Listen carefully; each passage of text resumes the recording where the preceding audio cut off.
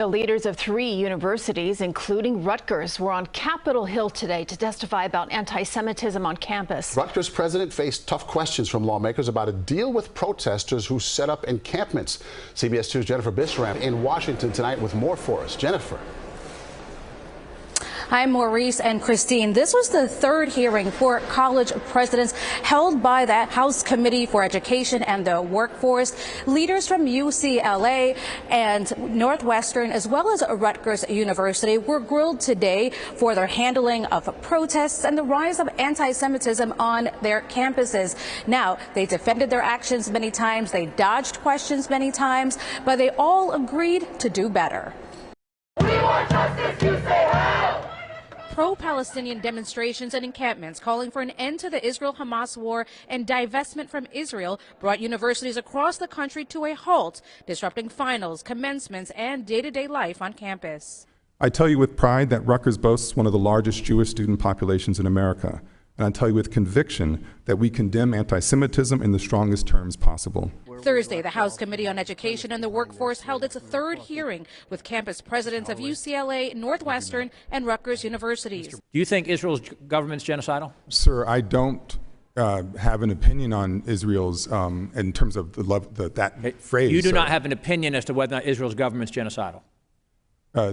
No, sir. I think Israel has a right to exist and to protect itself. Will you commit to suspending students and student organizations that repeatedly violate the code of conduct?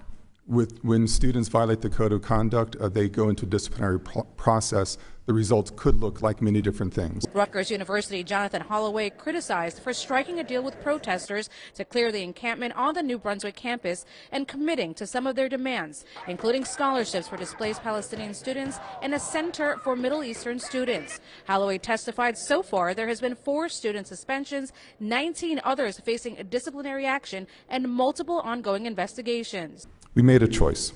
That choice was to engage our students through dialogue as a first option instead of police action. Dozens of faculty union leaders showed up in support. I'm a union leader and I'm a Jewish faculty member, and I was in those encampments many days across the week that it took place at Rutgers University.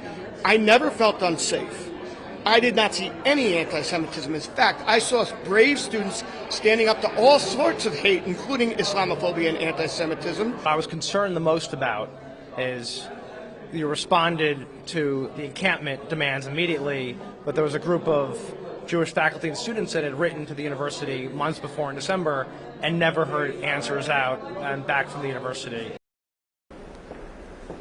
And committee leaders say the purpose for these hearings is to stop anti-Semitism, hate, and violence on campus. Now, Rutgers President Jonathan Holloway also testifying today that he plans to implement new safety measures this summer. On Capitol Hill, Jennifer Bisram, CBS 2 News.